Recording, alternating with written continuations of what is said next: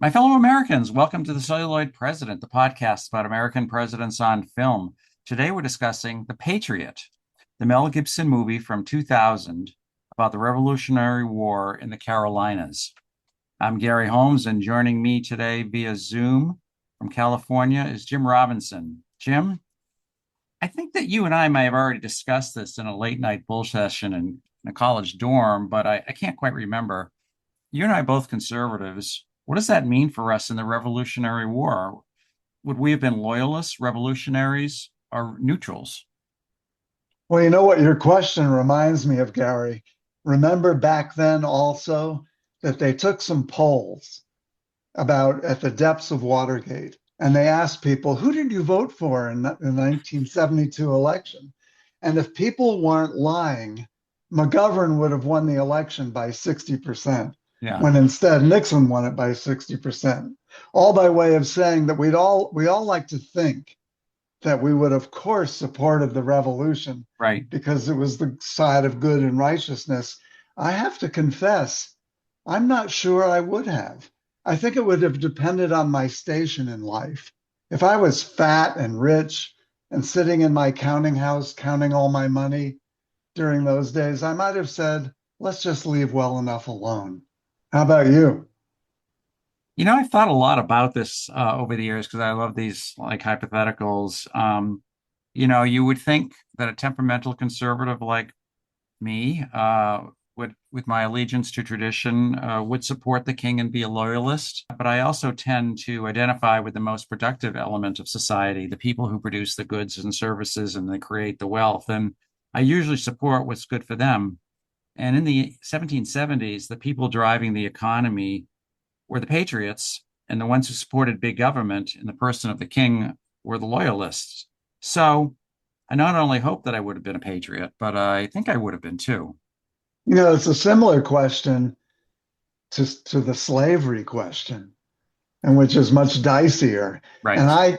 I'm more confident on that question that I would have indeed felt that slavery was a moral wrong and was a terrible institution. Although I probably would have been more a Lincoln-esque kind of incrementalist in getting rid of it than one of the fervent abolitionists.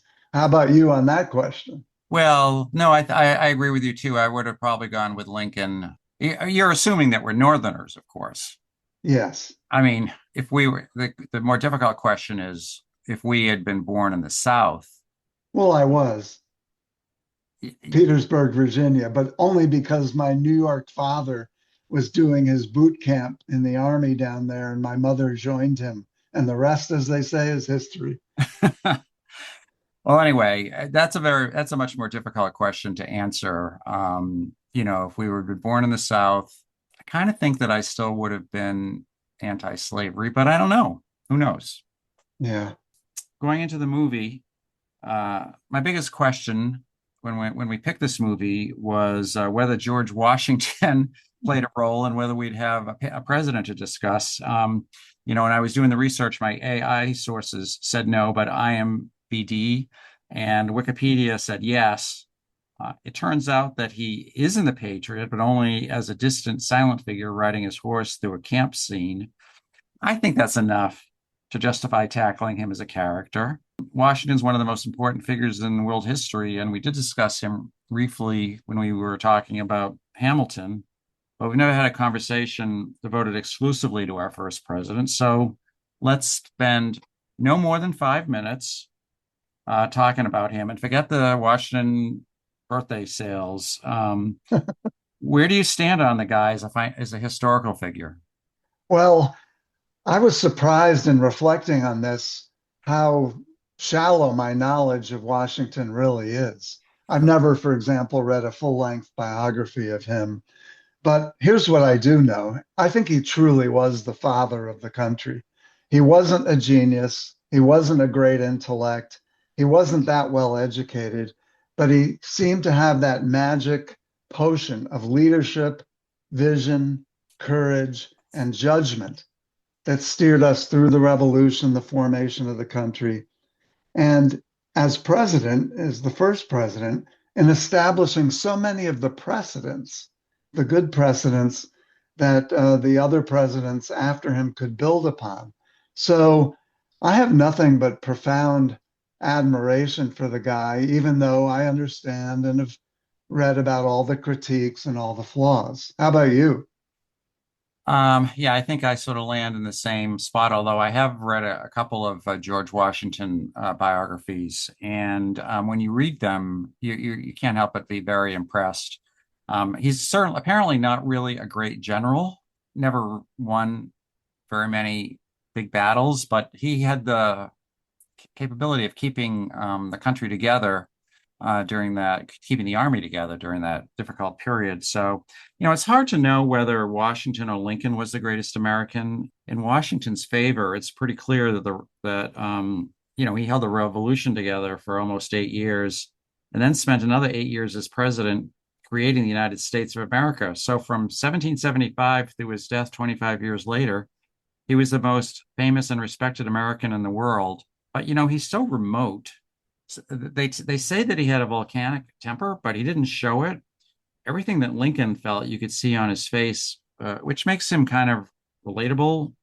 But Washington worked hard as a man to be a person of virtue and rectitude, and these are not virtues that are in much demand today. So I can see why he just seems more distant from us than Lincoln does.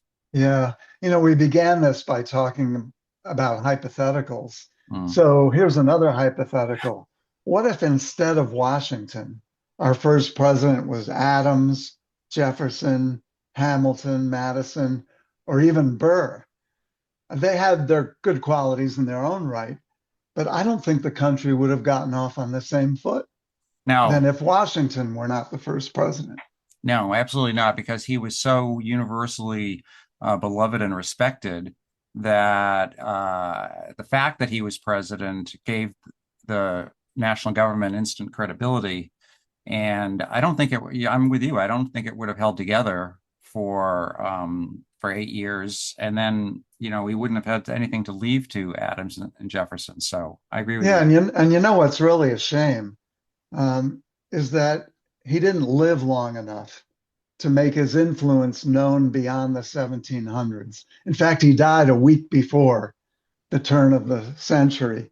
And I think he could have been a huge factor in the early decades of the country had he lived, say, as long as Jefferson or Adams did.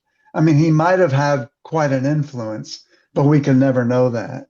Yeah, no, I agree with you. And of course, the reason he died is he got pneumonia or something, and his doctors came in and let him dry. I know. So, Yeah.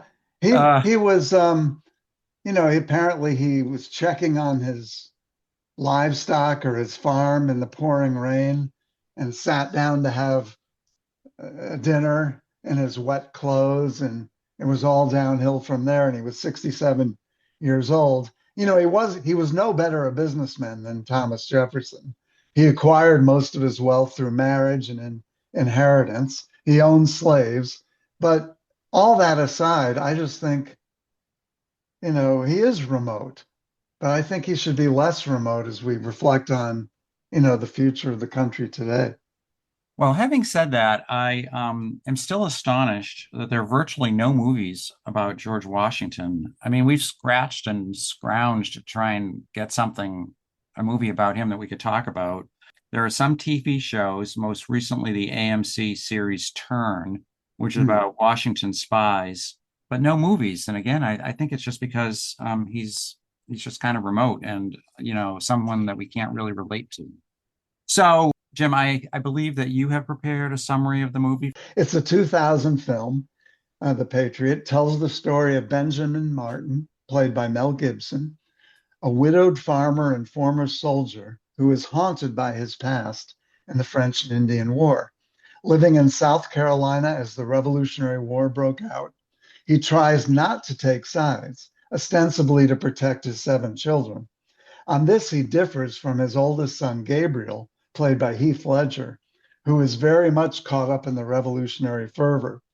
When the British, led by the ruthless Colonel Tavington, played by Jason Isaacs, burns his home and shoots another one of his sons, Martin is drawn into the conflict. and forms a militia to wage guerrilla warfare against the British. Motivated more by vengeance than by the revolutionary cause, especially after Gabriel's eventual death and other assorted atrocities committed by the British, he trains farmers into a fierce fighting force, clashing with the Redcoats in key battles. The film culminates in a dramatic confrontation where Martin faces Tavington in a fight to the death. Using the broader fight for American independence as the historical backdrop, this mostly fictional film explores themes of personal revenge, father son relationships, family, the cost of freedom, and the raw violence, horrors, and collateral damage of any war, no matter how noble the cause. And on that score, it earned every bit of its R rating and then some. Yeah, I'll say. I mean, it was pretty gruesome. Unlike some of the duds we've discussed, The Patriot was a hit, although not a massive hit. It was the 15th most popular movie in the year 2000, with a domestic box office of 113 million and a worldwide total of 215. This was back in the day before superhero movies, so How the Grinch Stole Christmas was the top movie of the year with domestic gross of 250 million, followed by Mission Impossible 2, Gladiator, The Perfect Storm, and Meet the Parents. It received decent but not great reviews and was nominated for 3 Academy Awards: Best Cinematography, Best Original Score, and Best Sound. And I guess that the Best Sound nomination was for capturing the squishy sound that a cannonball makes when it blows a soldier's head off. Yes. That was a completely gratuitous, unnecessary scene where the cannonball like completely like blew this guy's head right off his head. So, Yeah, yeah. what did you like about the movie?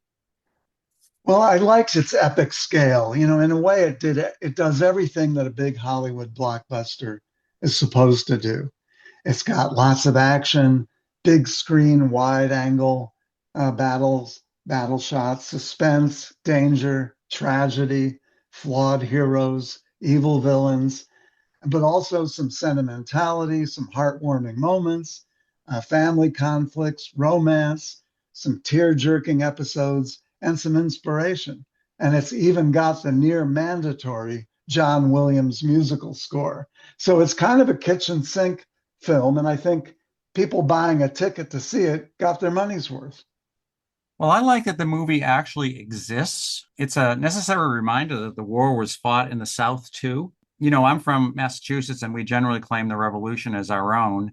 In the New England view of things, there was first the Boston Massacre, then the Boston Tea Party, Paul Revere's Ride, Lexington, Concord, and Bunker Hill. And then, sure, I guess there was Valley Forge, Washington's crossing the Delaware, and Yorktown. But the battles in the Carolinas and Virginia are all kind of forgotten. And the Patriot remedies that. So I'll give the kudos for bringing the South into the war. Well, you hit on something else I liked, which is I think it lifted the Revolutionary War out of its cartoon-like fairy tale status. It goes way deeper than the episodes we learned as school kids. You mentioned some of them. That we learned about the Tea Party and Paul Revere's Ride and all that. But this film tells us that this was a real war, a brutal war with lots of death and destruction and collateral damage. In fact, I was surprised to learn if you measured the military and civilian deaths in this war as a percent of the population at the time of our wars, it was our costliest war ever, even including the Civil War. And I, for one, never learned anything remotely like that in school.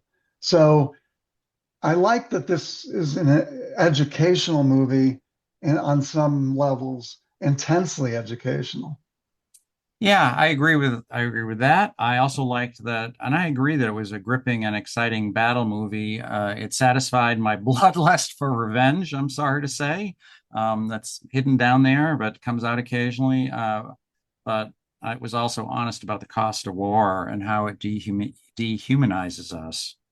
The pacing reminded me a little bit of Spielberg. Some of his movies like Armistead that we've discussed here, where he attempts to relieve the tension and the gruesomeness of some episodes in the film with more lighthearted ones, a little romance, a little humor, a few chuckles. And I just think he isn't as good at it as Spielberg is in terms of seamlessly segueing between those kinds of scenes. Well, you hit on something that I was going to say that I didn't like. To me, the movie felt like it was grade B Spielberg, and not just because John Williams does the score. The cinematography is all soft edges, like a romantic drama, and the screenplay is full of corny, predictable foreshadowing. I'm just going to run through a couple of things that I think are kind of cliches. Sure. Um, we see Gabriel sewing a battered American flag, and it's no surprise that Mel Gibson later on in the movie makes a grand entrance flying the flag after he's dead. Totally predictable. Mel And Gibson. my favorite scene in the movie. All So right, I yeah, guess I'm a okay. sucker for cliches. Well, Where else I is, mean, it was a great scene, but I mean, of course, well, a lot of times people talk about, and you and I both, about cliches and tropes and all yeah. that.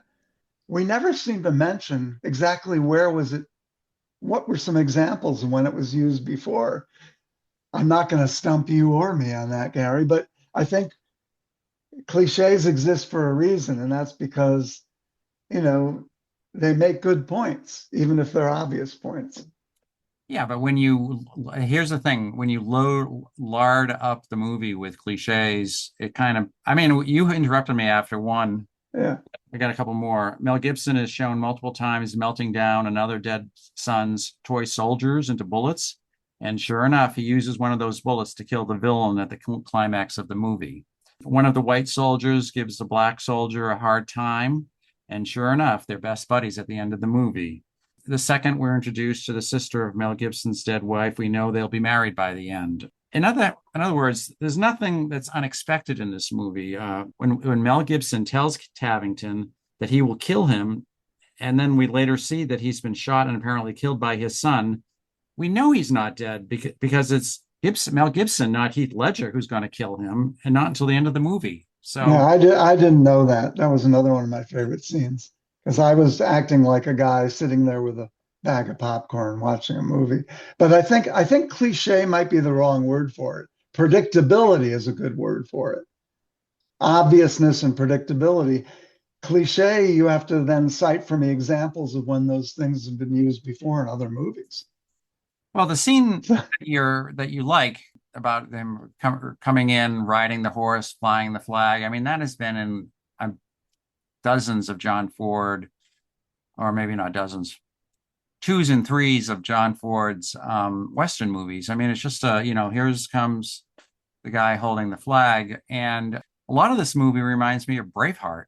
A lot of the same scenes are in Braveheart that are in this movie. So Yeah, I never saw Braveheart, but I'll tell you a couple movies I did conjure up as I was watching this, um, which maybe goes a little bit to your predictability point.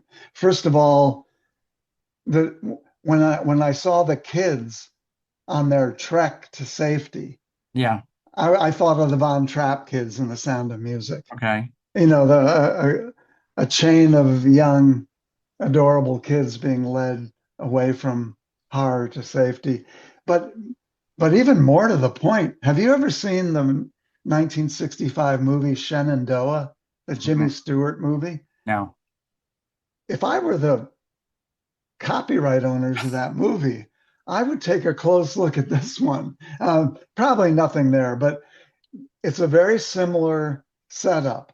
Jimmy Stewart plays a Southerner who doesn't want anything to do with the Civil War, but gets drawn into it when one of his sons and his daughter-in-law are murdered, actually by Confederate deserters, on their on the family farm while Jimmy Stewart is off elsewhere, and gets drawn into it, and then has to deal with the issues of revenge and involvement or not involvement and all that. Um, a much less harsh, less realistic, more sentimental movie. But I saw that in the movie theaters as a young teen, and I loved it. And so this brought back that movie. If I had to sit at home with a family or something wanting to watch a movie of along these lines, I'd say Shenandoah. Okay, well, I'll check that out sometime. Yeah. And going even back further, the movie it reminded me of Casablanca. In that movie, you've got Humphrey Bogart wanting to be neutral between the Nazis Yes. and the free French people in Casablanca. And he was also someone that had a past that he was trying to escape. And he gets drawn into it because the Nazis are so terrible. In this case, the British are so terrible. So I mean, Yeah.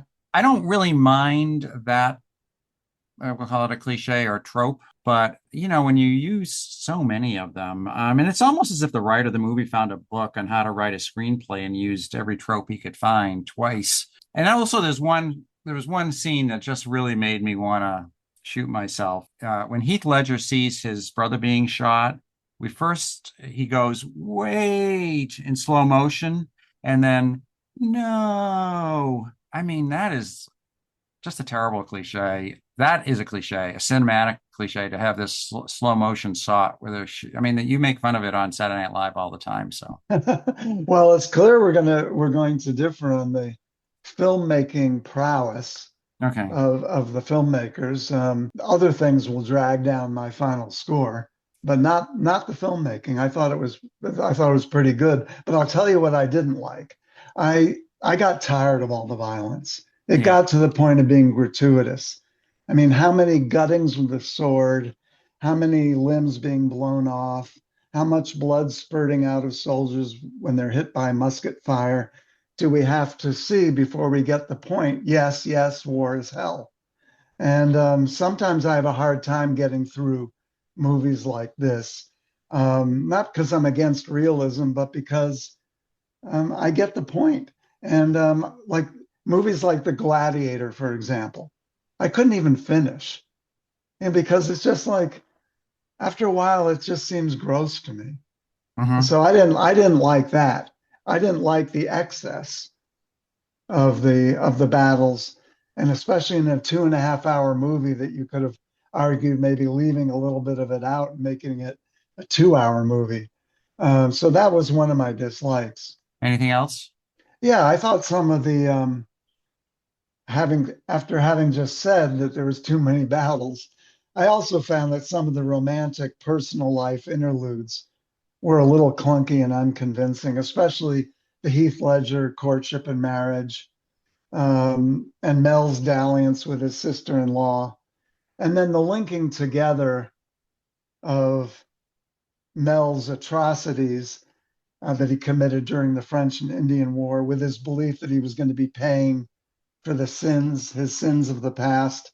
I mean, the guy basically had a very, very bad case of PTSD, and yet they loaded it down with all this huge significance and psychodrama symbolism over it. And I didn't like that. Speaking of the French and Indian War, I'm going to divert us for 1 second to say that, first of all, apparently it's called the Seven Years' War over in Europe, Hmm. and it's considered to be the first world war in history, and it was started by George Washington, believe it or not. Yeah. This is the thing that all these biographies point out, that it was started by George Washington. He was a British soldier on patrol, headed out to a fort at Pittsburgh, and he came across a French company, and they ended up having a huge fight, and then a bunch of people got killed, and that's what kicked off the war between the British and the French. And it went on all over the world. It went down in Hmm. the Caribbean, up in Canada and Europe, and George Washington started it all. And this is the war that is unexplained in the movie that Mel Gibson was in. Yeah. Movie which Yeah. went on for 7 years and apparently was also a very brutal war. Well, speaking of wars, there's one other thing that I found problematic and didn't like, but I'll leave it at one comment. We'll get back to it when we discuss the history. Is that at some points I couldn't tell whether I was watching a war about the American Revolution or about the European theater of World War II. Yeah, yeah, I'll leave you're that for right. now. We can talk about that. Yeah. Talk about the history. Okay. What was the movie trying to accomplish? Well, war as hell may not be a new theme, but it's an endless source of Right. cinematic and literary treatments, and for valid reasons. To me, the film is all about war, not necessarily this specific war, exploring the question of whether and when war is justified, no matter how good the cause, whether it's right to sit on the sidelines doing the big talking while others do the fighting.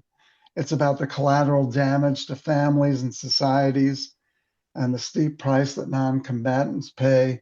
It explores whether there can be rules of warfare, and if so, who makes the rules and who enforces them, and which inevitably leads to the question of who is a war hero and who is a war criminal.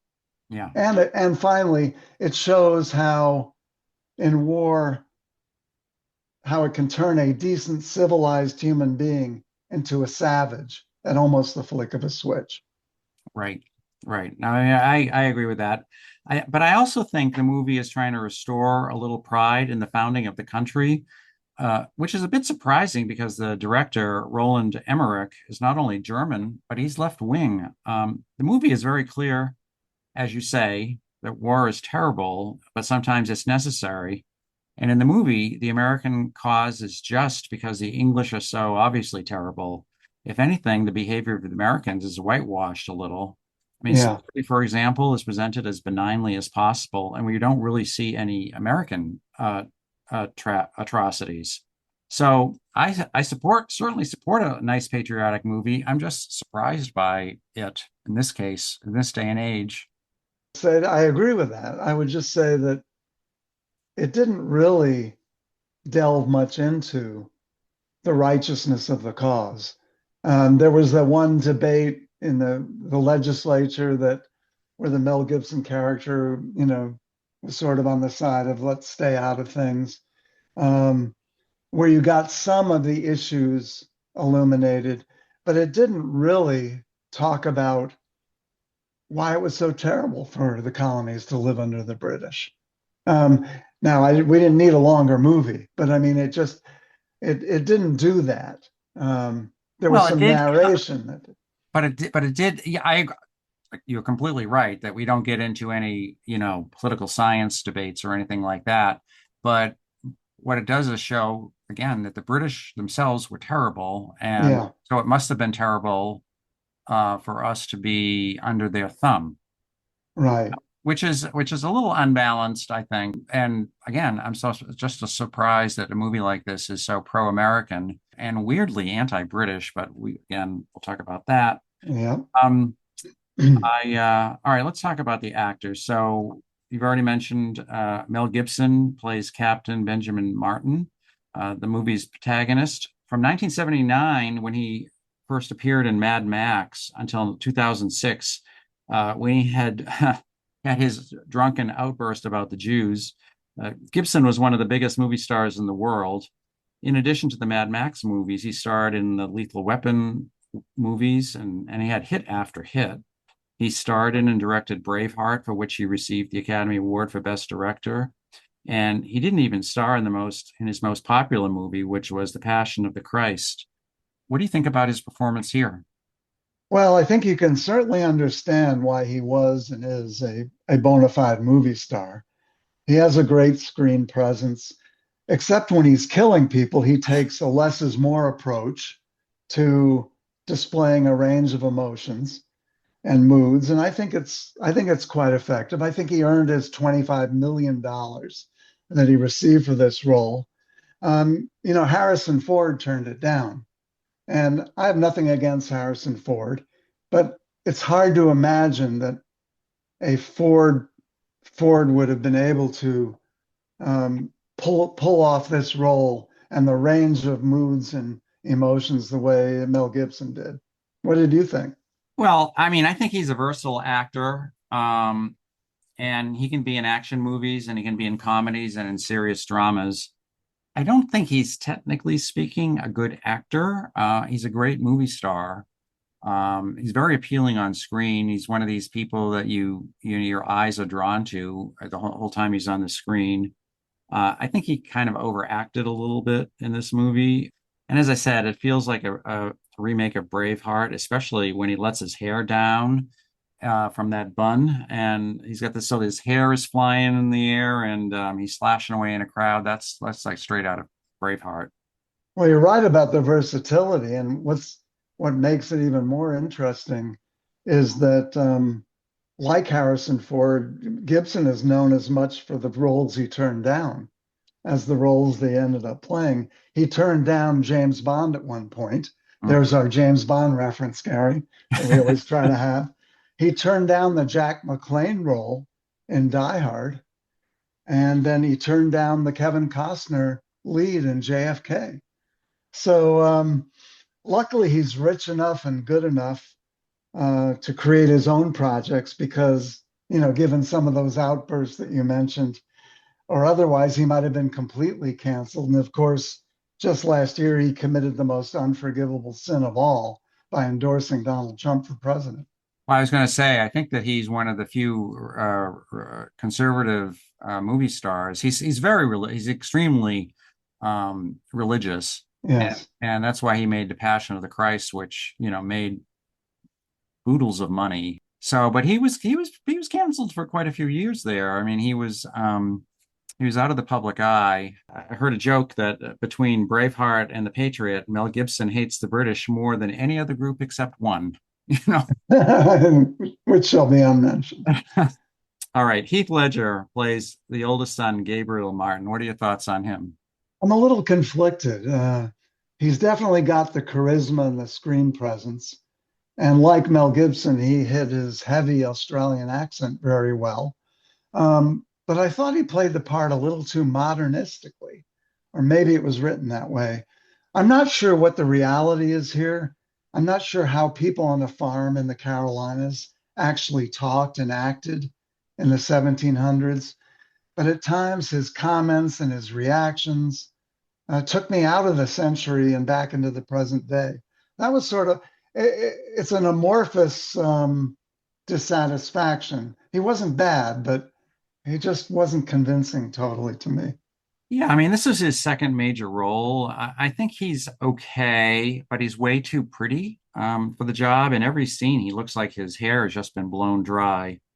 Yeah. Very respectable career as he aged into adult roles, especially as one of the gay lovers in Brokeback Mountain, and posthumously won the Oscar for Best Supporting Actor in The Dark Knight, where he played the Joker. I would say that you're right. He definitely doesn't seem like a what is it, 18th century character. But that's also because he's so good looking. And Yeah. he doesn't have any teeth missing or anything like that. So Although we have recently discussed Hamilton, so I guess we can't complain too much about people looking and talking and acting like their real life counterparts back in the day. well, that movie explicitly is not supposed to be realistic. It's all Right. this one is supposed to be realistic. And some of the people in the movies, they actually do look like they came from that century, Yeah. but not him. What about the main villain is Colonel William Cavington. He's played by Jason Isaacs, who I know primarily as the father in the most recent White Lotus series. Thoughts Well, on? he got to spend 2 hours chewing the scenery. He I sure thought, did. but he was good. He was a very good evil villain. Yeah. We were meant to hate him as much as we would hate a Hitler or a Himmler, and he succeeded on that score. He Kevin Spacey was the first one tapped to play this character, who I can imagine could have played it Yeah. well as what. Yeah. Also, what did you think of it? When he came on the movie, when he came on the screen, I said, that guy looks like John Hamm, which is exactly what I Yeah, said when he was on the White Lotus. And it took me a couple of minutes to figure it out. I know you don't agree with me trying to figure out who the actor is and what else he's been in during the middle of the movie, but no, just before and after. yeah. He was also played Lucius Malfoy in the Harry Potter movies. Not that that means anything to you. He's one of these classically trained British actors who are in a million roles and are very good at everything they do. My problem with him isn't the acting per se, which I think he probably is the best actor in this movie. But the role itself, I mean, he's just pure villain, practically a psychopath. The movie doesn't ask for a lot of nuance from its actors, you know. Yeah, yeah. Jolie Richardson is Mel Gibson's sister-in-law, Charlotte. She's literally British drama royalty. She's the daughter of Vanessa Redgrave and the director Tony Richardson. And I looked to see if there was a connection between her and the Beatles because, you know, they were both all really popular in the 60s. Couldn't find anything. Well, I have a very faint Beatles tangent, but I'll hold you in suspense till I Okay. bring it up I can't later. wait for that. Yeah. I thought she was fine. Again, a lot of these female roles in movies like this, I've said this before, are not very, there's not a lot to work with.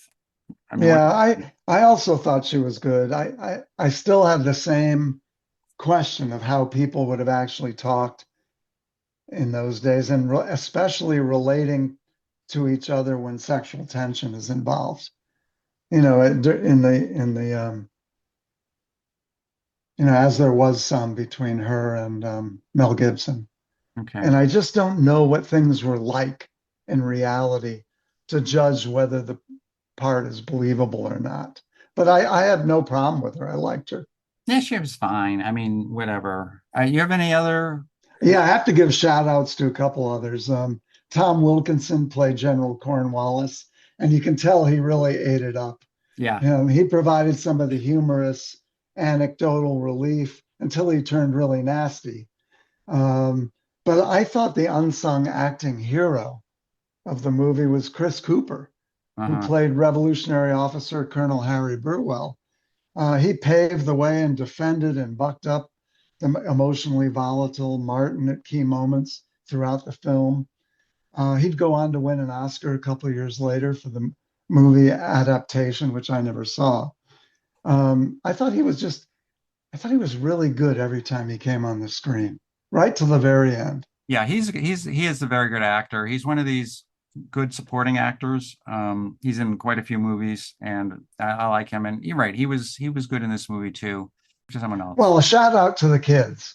You know, a lot of movies can be marred by really bad child actors, Yeah. but I thought the whole passel of kids on the whole did really really well, and they were asked to do quite a bit in terms of reaction shots and all that. It's very sad that two of them have died in real life at young ages from drug overdoses. Heath Ledger, of course, still in his 20s, and the girl who played Susan, the young actress who played the semi-mute Susan, youngest daughter, she died like at age 21 of a drug overdose. You know, I read that too. Let's talk about Roland Emmerich, mostly a science fiction director. Independence Day and Godzilla are his best known films. He made a climate change movie in 2004 called The Day After Tomorrow, and I'm sure he's as surprised as Al Gore that 21 years later the Earth hasn't frozen up, burned over, or been flooded yet. So, Well, I like action disaster movies, so I liked Independence Day, and I liked The Day After, even though it was poppycock. But I still enjoyed the movie. He's German.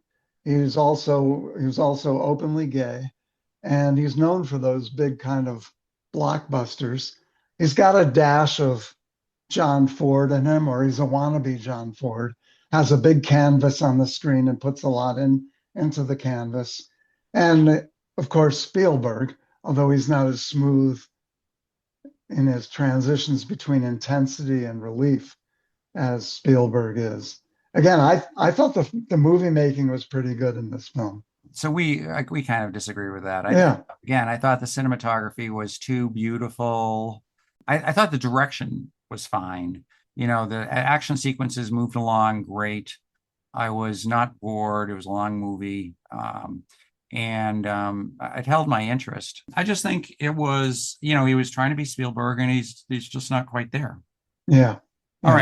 right. Let's turn to the history. Okay. What have you got? Well, it's a mix of reality and fiction, and the filmmakers freely admit that. Gibson character is a composite of General Andrew Perkins and Francis Marion, who is known as the Swamp Fox, fighting on the revolutionary side. The evil Tavington was based on the British Colonel Tarleton, and his one of the reactions, fiercest reactions negatively to this movie was his hometown of Liverpool, to be my Beatles tangent, Oh, um, right. was absolutely up in arms and took great offense at the way Tarleton was portrayed and how he was depicted in this movie.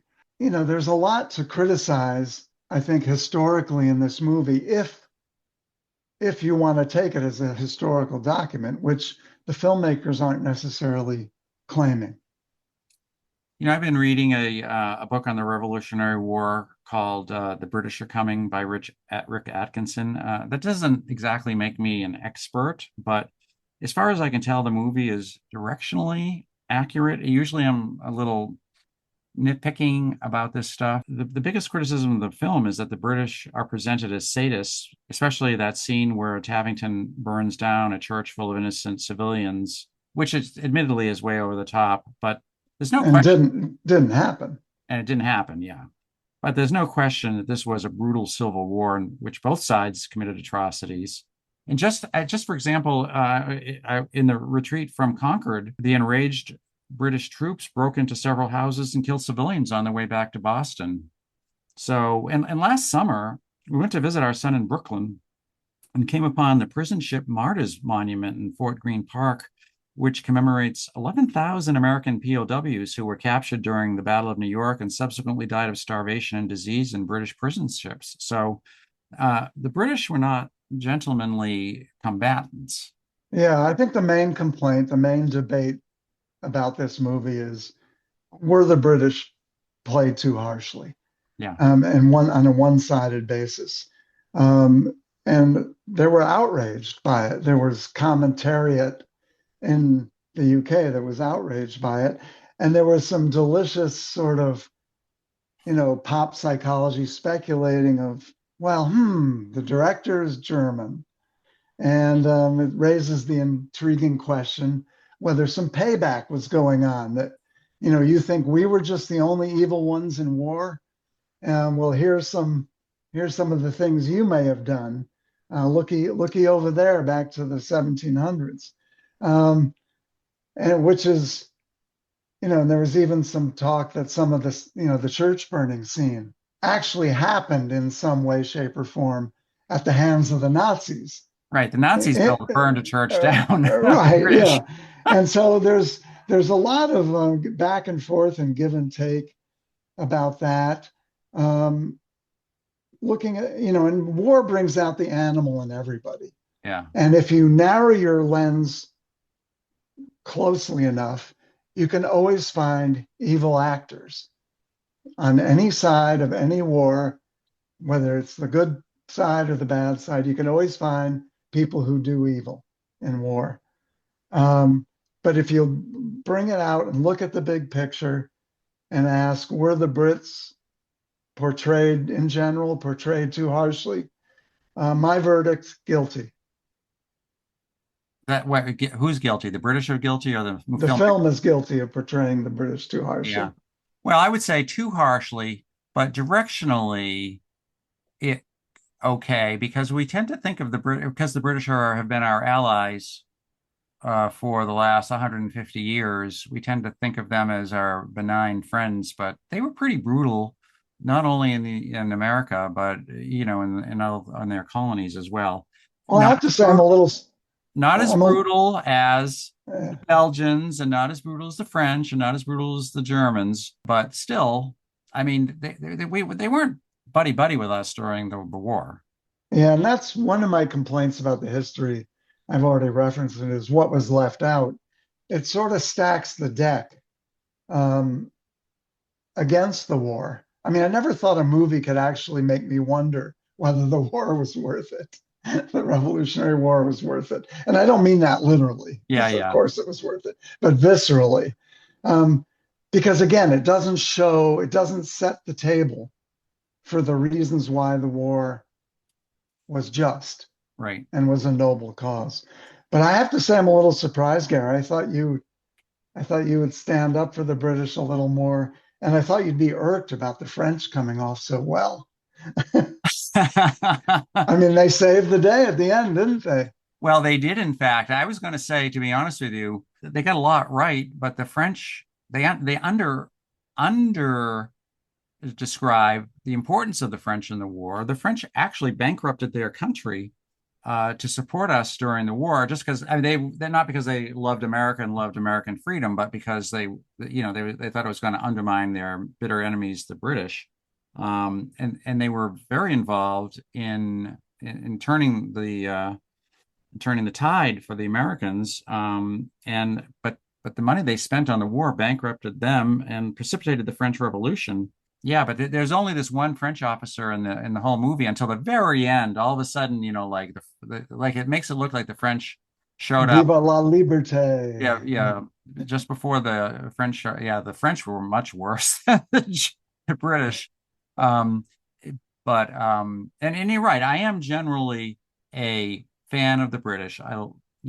God love them, those guys. And Britain in the 1700s was a lot better than France in the 1700s, but they're the ones who got us free. So I thought they could have been a little bit more honest about the role that the French played.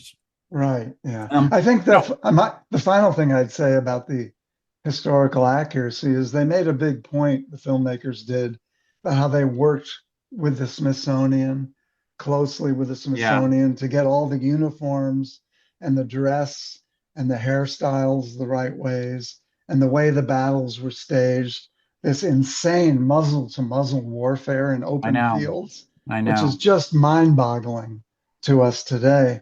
And I think on a lot of those detail points, they did a really good job. Well, I think the movie gets a lot right. In addition to the regular army, there was a second pretty effective militia that fought a guerrilla war, just like the Vietnamese did in the 1960s and 70s. And it hadn't really dawned on me yet that there was this distinction between the regular armies, which is what Chris Cooper is, you know, Yes. and the militia, which is what Mel Gibson's in, and that there are different rules and of treating prisoners who are in the army and versus prisoners who are in the militia. And it was the same thing during the Vietnam War. When there was the Viet Cong, and then there was the North Vietnamese regular army, and the Viet Cong are the ones who did that vicious guerrilla warfare against us. And, Eh, we do it to yeah. the British, I think, good. You deserve it. And when the Vietnamese do it to us, I think that's terrible. So, Yeah. but the only the thing that I thought that's really kind of missing is it only hints at the role of the loyalists, the Americans who fought for the British. There's only one character in the movie shown fighting for the British fighting for the British, and he's the guy that actually sets the church on fire under orders. But just bear with me for 1 second because I've got a personal example of this. During the Revolutionary War, the town where I lived, Darien, Connecticut, was generally pro-independence, and the Loyalists had taken refuge across the Sound on Long Island. And one Sunday morning in 1780, during church services, they returned and burst into my beloved church, the one that I go to now. They grabbed the minister and they took him and 30 men, took him back over to Long Island. And before their release was negotiated, 6 of them died from mistreatment, Mm. starvation. And imagine living in a little town where 6 fathers and husbands died because their neighbors kidnapped them and turned them over to the brutal British.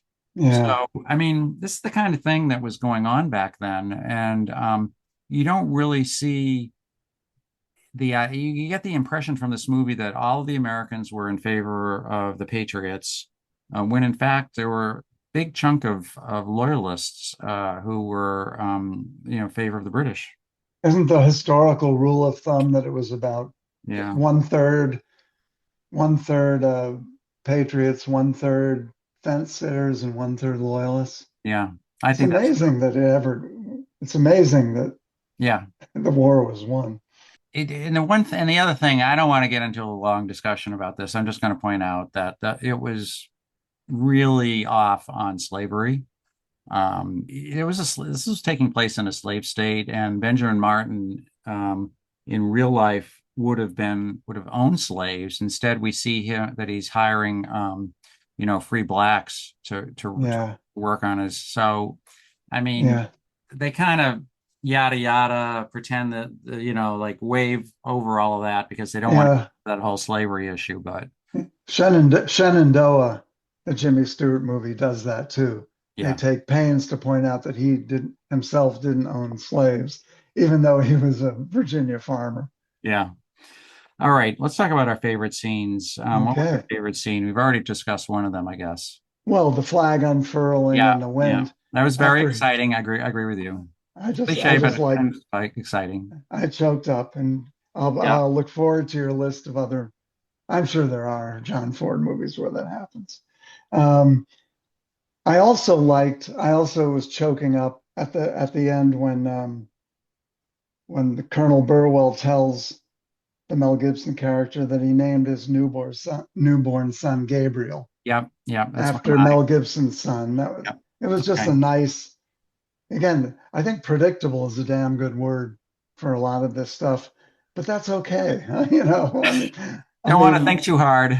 yeah, I liked it. Don't want to be surprised by anything. Well, Um, so I thought the scene where Benjamin Martin, the Mel Gibson character, where he rescues his son with the help of his two other sons, I thought that was very exciting. There was about 12 minutes there where it was really very tense and kind of amazing and kind of he's a little bit of a Mel Gibson superhero and that one guy sort of kills 20 Brits. yeah, It was also yeah, sad though that the way he had to turn his two sons into psycho killers. right, right. Yeah. Yeah.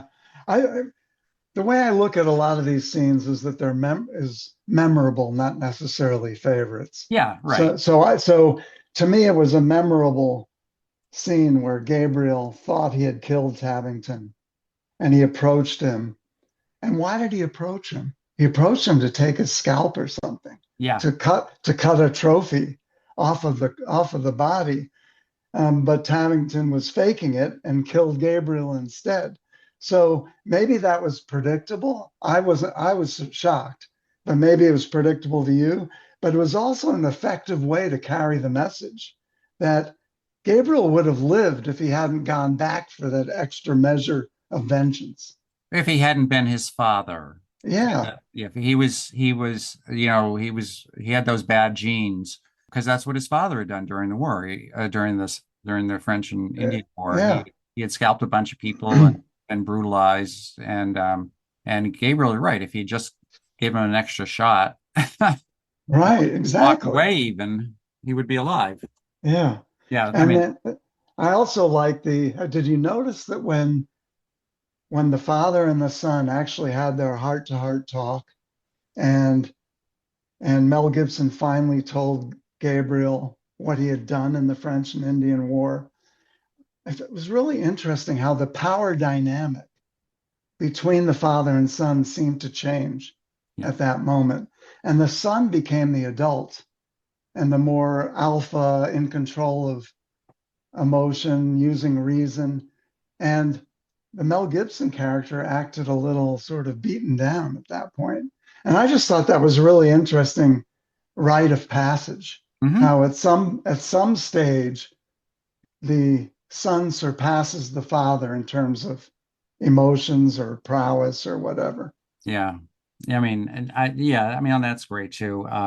When I liked this is more amusing than anything when he's negotiating with Lord Cornwallis to get his men back. Yeah, that's on All my this, list too. yeah, the snark about Cornwallis's journal that he's been reading, and the way he tricks them, especially with the dogs, who come back Yeah. to Gibson with a whistle. I mean, that was a little bit of comic relief. So I thought that was kind of funny. Yeah, I enjoyed all that whole episode. And again, I'd point out that there was also a message because it was comic until when they robbed Cornwallis of his arrogance, Yeah. Cornwallis turned really nasty and basically unleashed Yeah. Tavington. Yeah. So I thought a lot of these scenes had secondary meanings beyond their surface dialogue. Well, the funny thing is, Cornwallis has been berating Tavington for saying Yeah, colloquially that his brutality is what is spurring the countryside, turning people against the British. And that's an important rule of war is that you can't, if you can try and brutalize the people that you're occupying, but they're going to hate you. And then he succumbs to it himself out of his own yeah, vanity. yeah. And you're going to radicalize people, and flashing forward to the present day, you might turn some of them into terrorists Yeah, if they exactly. weren't going to be if they weren't going to be terrorists already. I'm not going to do Yeah, the blame the victim thing, but you know, yeah, yeah, yeah. Well, I think from the British perspective, that Benjamin Martin as the Swamp Fox was a terrorist because he was attacking them in an unconventional way, just shooting at them behind trees and that kind of thing, instead of standing out there in the middle of the field and letting them like yeah, shoot at each other until they're all I dead. know. I also thought the scene where his little daughter Susan won't talk to him, that's very tough. Yeah, And yeah, believe me, I've been in that situation because there were times when I'd come home from work and my son wouldn't talk to me because I'd been away for 2 or 3 nights. But then he walks away and comes running to him and goes, Papa, Papa, I'll say anything. Please, Papa, I'll say anything you want. Just don't go. Stay and I'll say it. Please don't go. I mean, that scene just breaks my heart and yeah. It I was, can barely get through it. yeah, especially when it began with Heath Ledger character lying to the Right, Mel Gibson character and saying that the little girl had said how much she loved her right, father. right. So yeah, it was very good. Yeah. Any other lines? Any other scenes? Or do you want to go to lines? No, All right, you let's go go to to line. lines. Well, I thought it was a touch of irony when Tavington, as he was burning people alive in the church, said, "This will be forgotten." Well, of course it'll be forgotten because it didn't happen. I broke through the fourth wall just to sort of think about that. But It happened and we forgot all about it. yeah, but it's a good reference point because I read this, someone making this point somewhere. If it had happened, we would be having memorials on the day it happened to this very day. Well, the Every books, yeah, That would be much more gruesome than any of the Boston Massacre, or any of the other, you know, storybook aspects of the war we know. It would be unbelievable. yeah. No, no, no. Of course it would. It was like the Boston Massacre was only 6 people that died Yeah, during that only. Um, Having said that, there is that fact that there were 11,000 people killed, died in, British POW camps. So, yeah, yeah, um, I would say I think the most famous and best line of the movie is when Tavington thinks he's going to be able to kill Martin here. He says, "It appears you are not the better man," and Martin says, "You're right. My sons were better men." Um, yeah, that's yeah. That was, really touching. And then I was related to that when they're arguing about whether or not, they ask him about going to the war, and he says, "I'm a parent. I don't have the luxury of principles." Uh, yeah. I had that down too. I I don't think it's technically right. I mean, being devoted to your children is a principle, right. but I know what he meant. I know what he meant. Yeah. It should have been don't have the luxury of politics. Yeah. You know, I thought one of the saddest lines, maybe not intentionally, was at the very end where um, the Martin home that was burned down is being rebuilt, Yeah. and the black soldier and compatriot um, says, we're building a whole new world. And I thought to myself, not so fast, not so fast. Well, yes, that I think that's supposed to be ironic. Yeah. Right. It was really sad to me that he actually had more hope than maybe a lot of other people, but those hopes would be dashed for decades, even centuries. I would also say, when Martin he found all these uniforms, and he says to the French guy, "You look good in that color."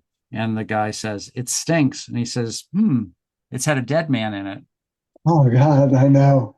Yeah, No there were a wonder it lot of stinks. there's quite a few memorable lines. I like the one near the beginning when the debate was going on in the legislature over whether Oh yeah, and I'm not going to get the line exactly right, but Mel Gibson said, who was arguing against joining the revolution, right, um, said an elected legislature of 100 legislators close by can trample on a man's rights as easily as one faraway king. right. You know, I think boy, that's a is that legitimate true? argument. That's true. Yeah, It's totally true. yeah. Any other lines? No. Okay. So how is this relevant to politics and society today? Well, I think it's quite relevant, the question of whether, when, and how to go to war, who fights the wars, and who pays the steepest price. That's incredibly relevant. It's playing out in Ukraine and the Mideast, and no doubt will play out elsewhere sooner or later. And how we already made this point, how war can radicalize people who might otherwise have not turned against you so much. And I think the general idea that you have to have a really, really good reason before you resort to war is a relevant question. We're debating it a lot today. I think it's a profoundly anti-war film. As I said, if even the cause of American independence, which has been one of the most positive developments in all of human history, if even that provokes some second thoughts by watching this movie about whether the war is worth it. To me, that suggests the bar ought to be really, really high elsewhere and into the future. All right, I can't improve upon that. I was going to say the same thing, except not quite as eloquently. If you were a high school teacher, would you assign this movie? Oh no, it's much too graphic. But I would take some lessons from it as a teacher and make sure the students understood that despite the good outcome and the nice fables that we have about it, and George Washington's picture, which used to hang in every classroom, make sure the kids know this is a real war, not a storybook war. I would try to show it, but I would obviously have to get permission from the parents because of the violence. But I think there's good lessons here, and you can really learn about the American Revolution in a way that you can't really learn it from the history books. Good luck in getting the permissions. Yeah. Grade it. What would you grade it? Well, um, A minus on the filmmaking and the acting, B on the history and the license taken therein. So B plus. Yeah, I mean, I think I probably liked it more than I was letting on. The things that annoyed me, but I would still, I guess I would still give it a B, which is Yeah. a B is a B. It is a B. I would have been glad to get all Bs when I was in college, that's for sure. Well, before the days of great inflation, Before the days of great, you yes, know. exactly. If I got a B in college today, my parents would pull me out. All right. Anything else? We've chewed this one up pretty good. Anything Well, else? we got to find other wars to fight, other presidents to discuss.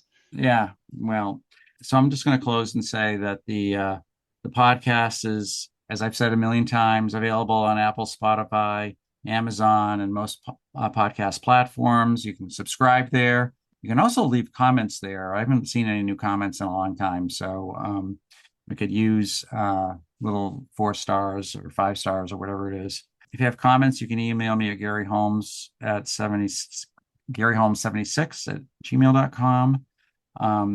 Our next movie will be the Cold War thriller 7 Days in May. I've seen this. You've seen it too, haven't you, Jim? Yes, Yeah. yes, long time ago. Yeah, it's a really great movie, based on a very interesting book. And so we'll see you next time.